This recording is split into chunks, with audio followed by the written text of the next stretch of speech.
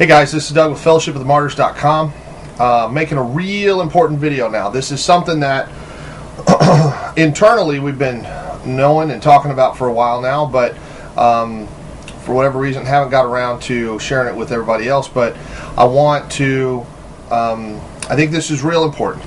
A lot of people are talking about New World Order and loss of liberty and governmental controls over your life and forcing you to get health care and all kinds of stuff.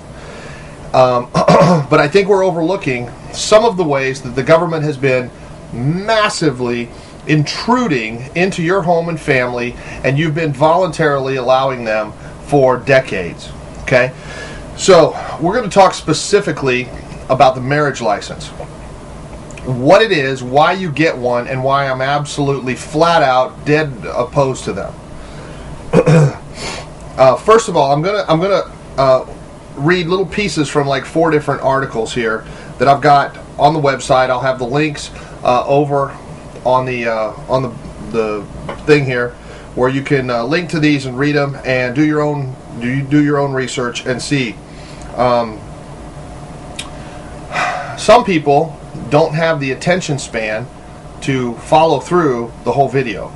So let me summarize right up here at the front, and then I'll read from these articles, and you can listen as your attention span allows. The short of it is that as far as the government is concerned, marriage, a license is a recent invention. The government being involved in marriage is a recent invention. Normally, in Hebrew tradition, for example, a guy would take a liking to a particular girl, go to her dad, negotiate a bride price, the dad would agree, the dad would pour him a cup, she would drink, he would drink, bammo, you're married. Okay? Then he would go to prepare a place for her, they'd be betrothed, he would go to prepare a place for her, and at a day or hour that she doesn't know, he would come get her and take her, and they would have a big feast in the family's house, and then they get to consummate the marriage. The government had no involvement in it. There was no magistrates, there was no nothing. Okay? With where we are now, and there's some of these articles go through the whole history of marriage licensing and what marriage used to be and how it became this and where we are now. Where we are now is that you voluntarily, it's not required, it's not directive, it's a voluntary submission. You voluntarily, when you want to get married, you go down and get a marriage license, you pay them your fee, your tax, and then you go before a judge or a priest or a pastor who confirms it, and he says, by the power vested in me by the state of Missouri or whatever, I pronounce you man and wife. At that moment, he is acting as a civil authority. He is acting as an arm of the government, pronouncing a legal contract. Okay? He signs the thing. The state considers you to have entered a 3-way contract between the state, the man, and the wife. And the line between the man and wife is a dotted line. They are the inferior parties on a contract where the state is the superior party. If you decide, for example, to dissolve that contract, you have to do it according to their terms, in their courts, by their rules, with their attorneys, with their taxes and everything else. Because that's why a divorce is a dissolution of the contract, or an amendment of the contract to include visitation and child support and whatever else. That contract is still live. And the children that are born are considered the fruit of that contract and are the property of the state, are the property of the head of that contract, not the inferior parties. Now, we're going to go through this. It'll shock you. It should shock you, and you should immediately get freaked out. Which is part of what I do, is show you how bad things are, how far off track we are, and how it got to this place, and how it snuck up on us, and how sneaky the enemy is. One of the guys out there that's been trumpeting this for a long time is Pastor Matt Trewhella, Trewhella. His link is over here. I'm going to read you this article, 5 Reasons Why Christians Should Not Obtain a State Marriage License, by Pastor Matt Trewhella. Every year, thousands of Christians amble down to their local county courthouse and obtain a marriage license from the state in order to marry their future spouse. They do this unquestioningly. They do it because their pastor has told them to go get one, and besides, everybody else gets one. This pamphlet attempts to answer the question, why should we not get one? Number 1, the definition of a license demands that we not obtain one to marry. Black's Law Dictionary defines license as the permission by competent authority to do an act without such permission would be illegal. Okay, we need to ask ourselves, why should it be illegal to marry without the state's permission? More importantly, why should we need the state's permission to participate in something which God instituted? Genesis 2:18-24. We should not need the state's permission to marry, nor should we grovel before state officials to seek it or be taxed. What if you apply and the state says no? You must understand that the authority to license implies the powers to prohibit. A license, by definition, confers a right to do something. The state cannot grant the right to marry. It is a God-given right. Number 2, when you marry with a marriage license, you grant the state jurisdiction over your marriage. When you marry with a marriage license, your marriage is a creature of the state, is a corporation of the state. Therefore, they have jurisdiction over your marriage, including the fruit of your marriage. What is the fruit of your marriage? Your children and every piece of property you own. There is plenty of case law in American jurisprudence which declares this to be true. In 1993, parents were upset here in Wisconsin because a test was being administered to their children in the government schools, which was very invasive of the family's privacy. When parents complained, they were shocked by the school bureaucrats who informed them that their children were required to take the test by law and that they would have to take the test because they, the government school, had jurisdiction over their children. When parents asked the bureaucrats what gave them jurisdiction, the bureaucrats answered, your marriage license and their birth certificates. Judicially, and in increasing fashion, practically, your state marriage license has far-reaching implications. Number 3, when you marry with a marriage license, you place yourself under a body of law which is immoral. By obtaining a marriage license, you place yourself under the jurisdiction of family court, which is governed by unbiblical and immoral laws. Under these laws, you can divorce for any reason. Often the courts side with the spouse who is in rebellion to God and castigates the spouse who remains faithful by ordering him or her not to speak about the Bible or other matters of faith when present with the children. As a minister, I cannot in good conscience perform a marriage which would place people under this immoral body of laws. I also cannot marry someone with a marriage license because to do so, I have to act as an agent of the state. I would have to sign the marriage license and I would have to mail it in to the state. Given the state's demand to usurp the place of God in family regarding marriage, and given its unbiblical, immoral laws to govern marriage, it would be an act of treason for me to do so. Number 4, the marriage license invades and removes God-given parental authority. When you read the Bible, you see that God intended for children to have their father's blessing regarding whom they married. Daughters were to be given in marriage by their fathers. Deuteronomy 22:16, Exodus 22:17, 1 Corinthians 7:38. We have a vestige of this in our culture today, in that the father takes his daughter to the front of the altar and the minister asks, who gives this woman to be married to this man? Historically, there was no requirement to obtain a marriage license in colonial America. When you read the laws of the colonies and then the states, you see only 2 requirements for marriage. First, you had to obtain your parents' permission to marry, and second, you had to post public notice of the marriage 5 to 15 days before the ceremony. Notice, you had to obtain your parents' permission. Back then, you saw godly government displayed in that the state recognized the parents' authority by demanding that the parents' permission be obtained. Today, the all-encompassing ungodly state demands that their permission be obtained to marry. By issuing marriage licenses, the state is saying, you don't need your parents' permission, you need our permission. If parents are opposed to their child's marrying a certain person and refuse to give their permission, the child can do an end run around the parent's authority by obtaining the state's permission and marry anyway. This is an invasion and removal of God-given parental authority by the state.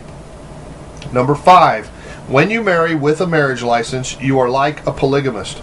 From the state's point of view, when you marry with a marriage license, you are not just marrying your spouse, but you are also marrying the state.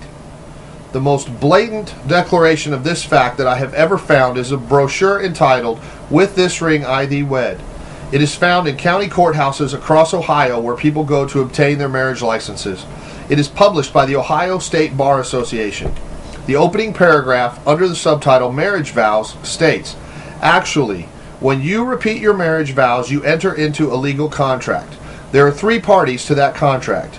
You, your husband or wife, as the case may be, and 3, the state of Ohio." See, the state and the lawyers know that when you marry with a marriage license, you are not just marrying your spouse, you are marrying the state. You are like a polygamist. You are not just making a vow to your spouse, you are making a vow to the state and your spouse. You are also giving undue jurisdiction to the state. When does the state have jurisdiction over a marriage?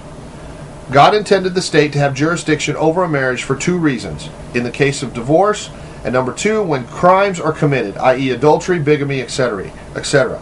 Unfortunately, the state now allows divorce for any reason, and it does not prosecute for adultery.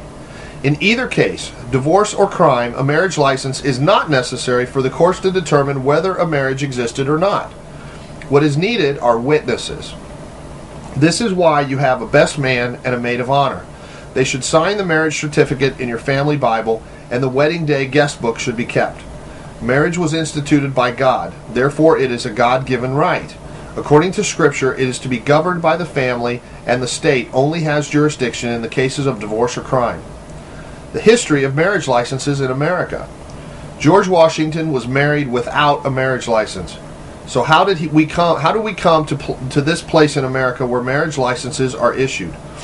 Historically, all the states in America had laws outlawing the marriage of blacks and whites.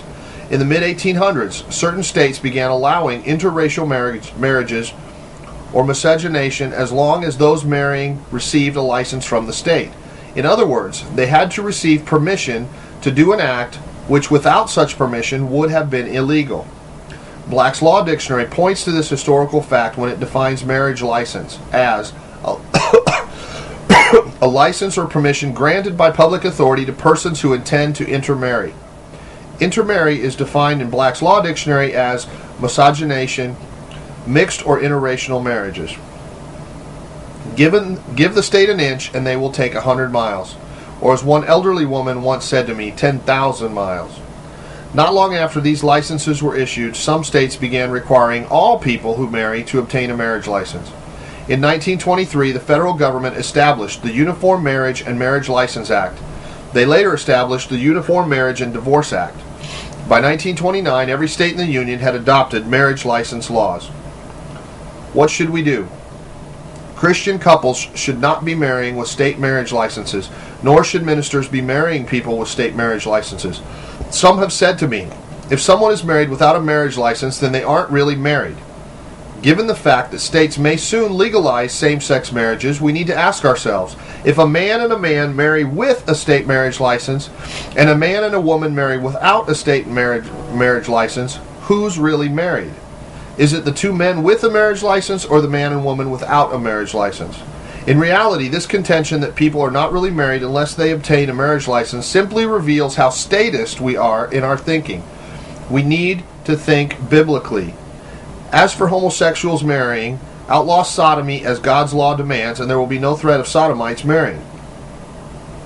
You should not have to obtain a license from the state to marry someone any more than you should have to obtain a license from the state to be a parent, which some in academic and legislative circles are currently pushing to be made law. When I marry a couple, I always buy them a family Bible which contains birth and death records and a marriage certificate. We record the marriage in the family Bible. What's recorded in a family Bible will stand up as legal evidence in any court of law in America. Early Americans were married without a marriage license. They simply recorded their marriages in their family Bibles. So should we. Pastor Truhella has been marrying couples without marriage licenses for 10 years. Many other pastors also refuse to marry couples with state marriage licenses. His contact information is on there. I'll put the link to the website there as well. Here's another article. Do Americans Have Individual Rights? By Michael Lemieux. This is in newswithviews.com, published on February 20th, 2010. America is unique in its views on individual rights. First of all, America is one of the only countries in the world that state that rights do not come from government but are inherent in the individual upon his creation. And we supposedly believe that rights are unalienable, meaning they cannot be lawfully transferred away, taken, or otherwise depleted without our consent to do so. As an example, marriage, in the traditional sense, has been around throughout recorded history. Obviously, the institution of marriage predates the organization of the federal or any state government within the United States. In fact, even the courts have validated the right to marry as a fundamental right. See Zablocki v. Redhill. If marriage is deemed a fundamental right, do we convert that right into a privilege when we apply for a marriage license? According to Black's Law Dictionary, the term license means a revocable permission to commit some act that would otherwise be unlawful. Remember, lawfully the government cannot bar you from exercising anything that is a right. Yet here we seem to be in conflict. The courts have deemed marriage to be a fundamental right, and yet the government, both legal and federal, state that you need a marriage license in order to get married. In fact, many marriage institutions will not perform a marriage unless you have previously applied for, asked permission, and have received a marriage license. In light of the above, it would appear that the government is infringing upon our rights. But in fact, they are not in this case. Remember, I mentioned at the end of the first paragraph above, without our consent to do so. What about common laws? Are they common law marriages? Are they legal? Yes. Are they recognized by the government? Yes. But they are not as readily accepted because you have not included the government in your marriage contract. What? Many are asking, I have not included the government in my marriage? We do so as soon as we apply for the license. After all, a marriage is a contract between two individuals. Is it not? Both agree, vow certain things to the other, and grounds for dissolution of the marriage is based upon those agreements. In this case, because you receive permission from the government, you are bound and can only be released from the agreement by going to the government to dissolve the agreement because they are a party to the agreement. This is called divorce court. This is not required in a common law marriage. Okay? This is not required in a common law marriage. I won't get into the details of what would best constitute the legal requirements for common law marriages, and that integrates into society or the erroneous stigma portrayed to common law marriages, as that would be an entire article in and of itself, but only use this to show that although we have rights, we also quite often, voluntarily, if not ignorantly, relinquish them to the government.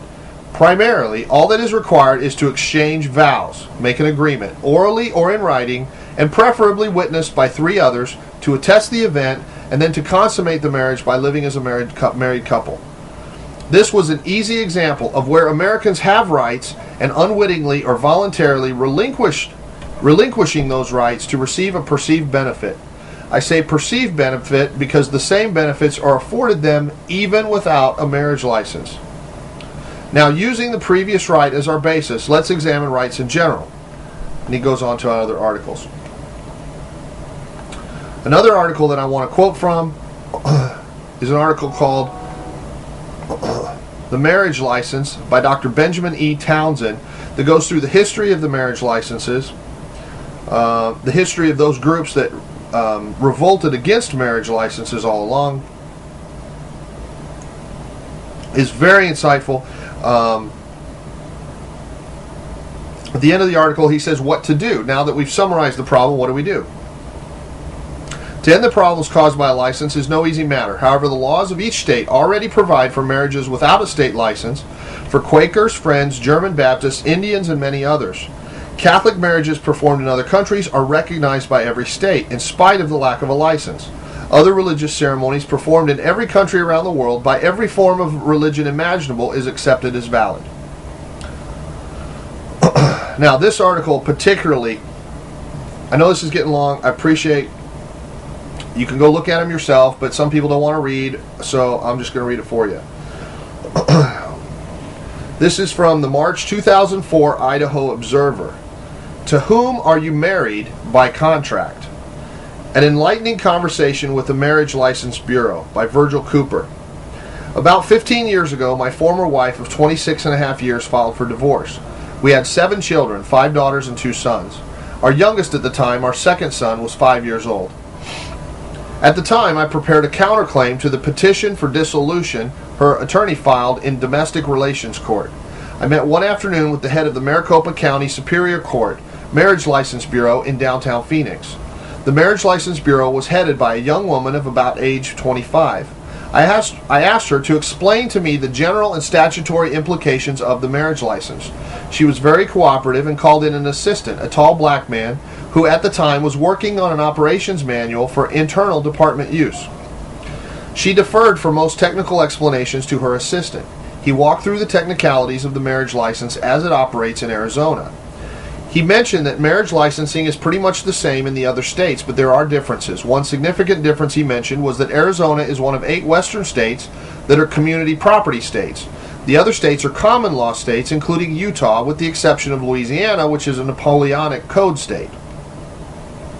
He then explained some of the technicalities of the marriage license. He said, first of all, the marriage license is secular contract between the parties and the state. The state is the principal party in that secular contract. The husband and wife are secondary or inferior parties. The secular contract is a 3-way contract between the state as principal and the husband and wife as the other 2 legs of the contract. He said, in the traditional sense, a marriage is a covenant between the husband and wife and God.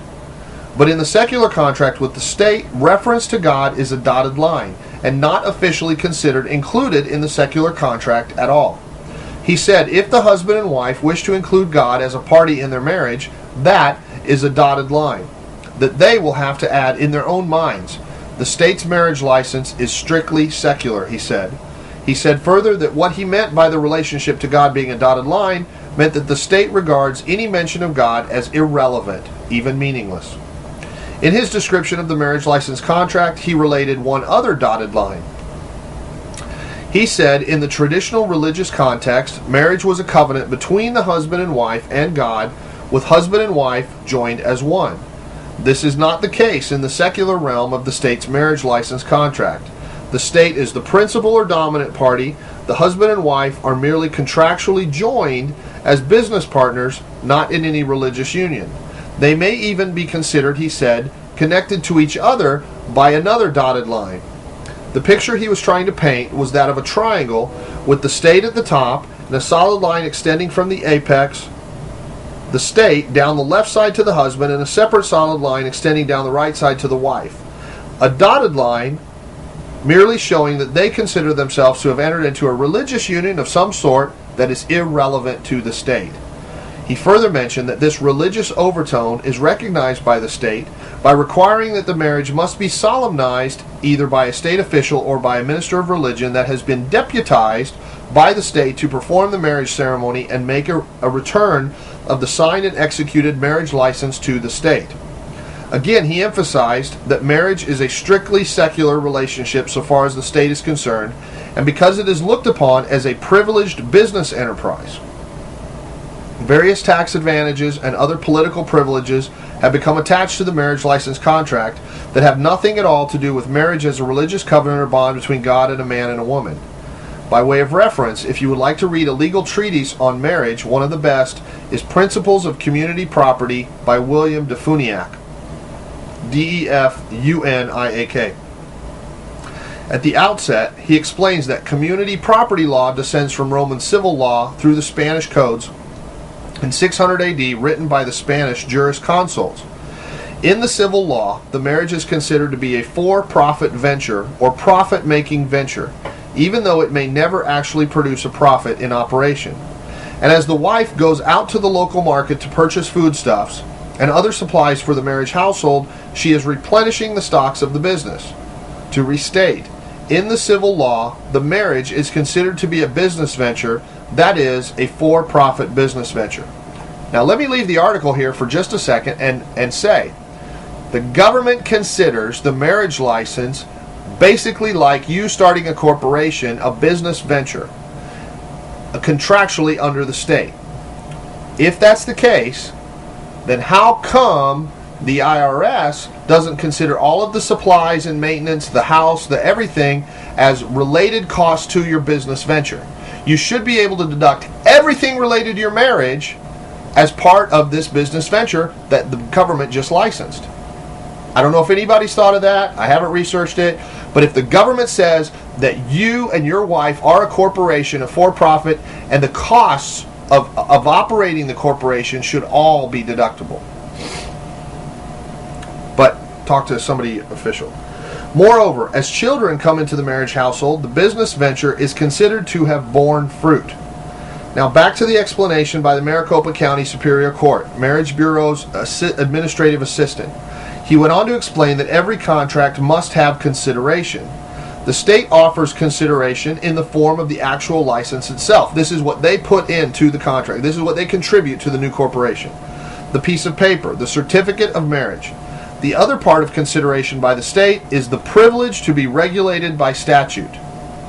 He added that this privilege to be regulated by statute includes all related statutes and all court cases as they are ruled on by the courts, and all statutes and regulations into the future in the years following the commencement of the marriage. He said, in a way, the marriage license contract is a dynamic or flexible, ever-changing contract as time goes along, even though the husband and wife didn't realize that. My thought on this is, can it really be considered a true contract as one becomes aware of the failure by the state to make full disclosure of the terms and conditions? A contract must be entered into knowingly, intelligently, intentionally, and with fully informed consent. Otherwise, technically, there is no contract.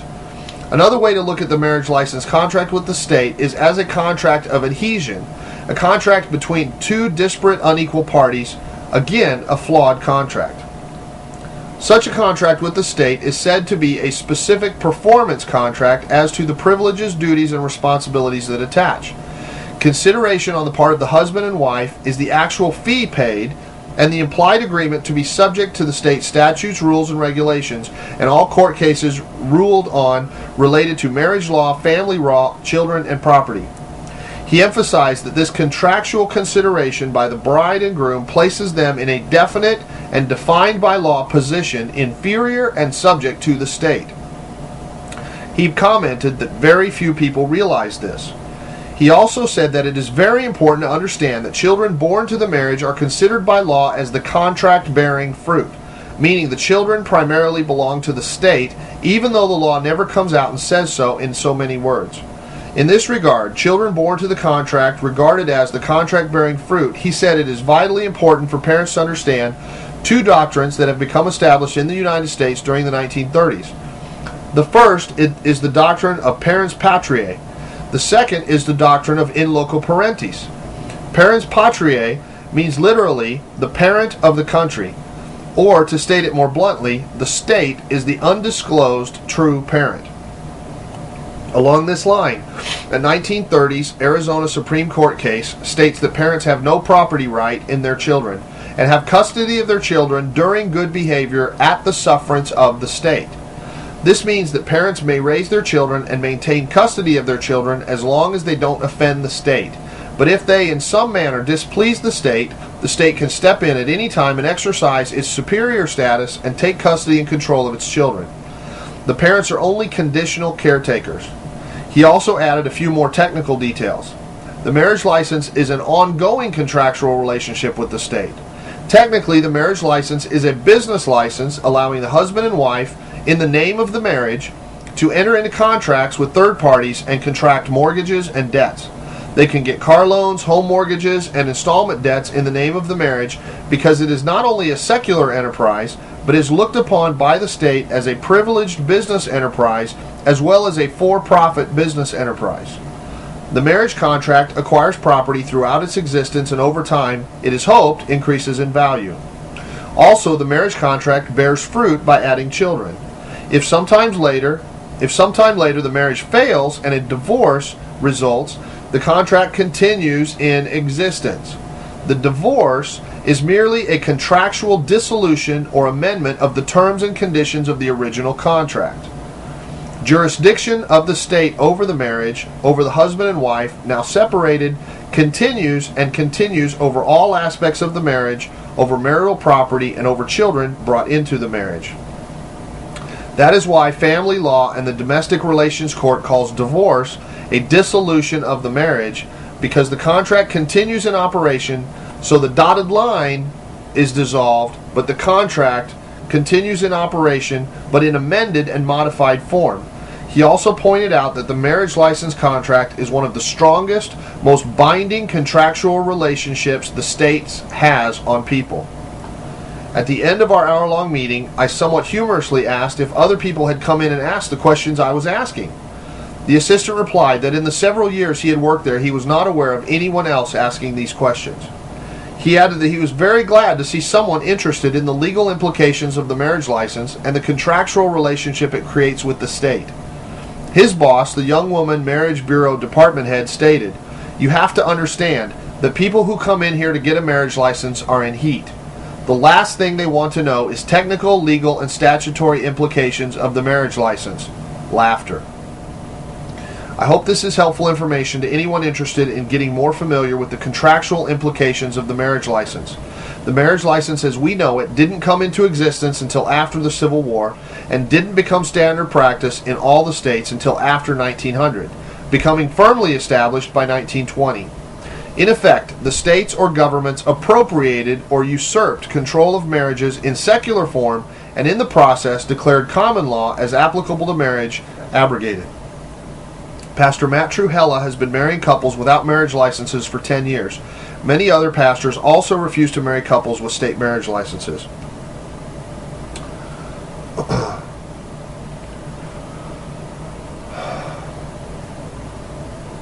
Things are far worse than anybody realizes. The enemy is far more entrenched than anyone realizes. These marriage licenses, which you may have on your marriage, may yet turn out to be the thing that the government uses to fully and completely control and claim all the fruit of these contracts. Ultimately, if challenged, the government can say, you got a marriage license, you're in contract with us, we have a right to take your homes, your businesses, everything that we need to pay for health care, to pay for whatever, to pay for war.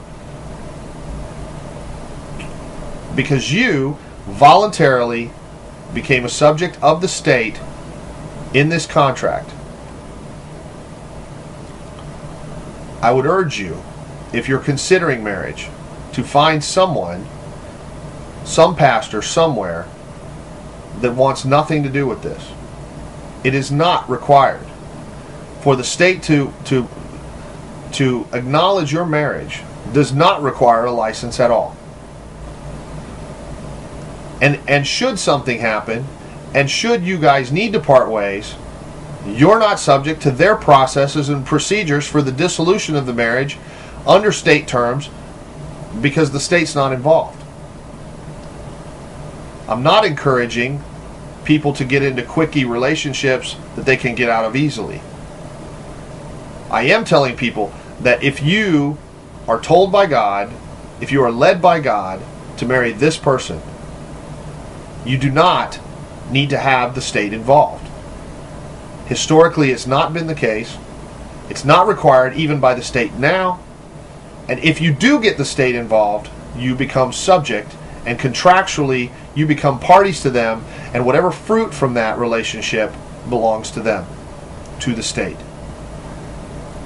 Give to Caesar what is Caesar's. But you are not under any obligation to give Caesar your marriage, your kids, and everything that comes from the relationship between you and the person that God chooses for you. Caesar is asking far too much and grabbing a hold of things that do not belong to Caesar. Talk to your pastor. Ask him if he's okay being a civil servant. If he's okay being an arm of the government. If he understands what he's getting people into when he signs his name to that. I hope this wakes up lots of people.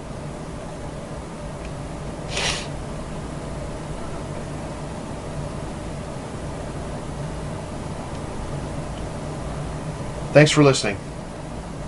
More at fellowshipofthemartyrs.com.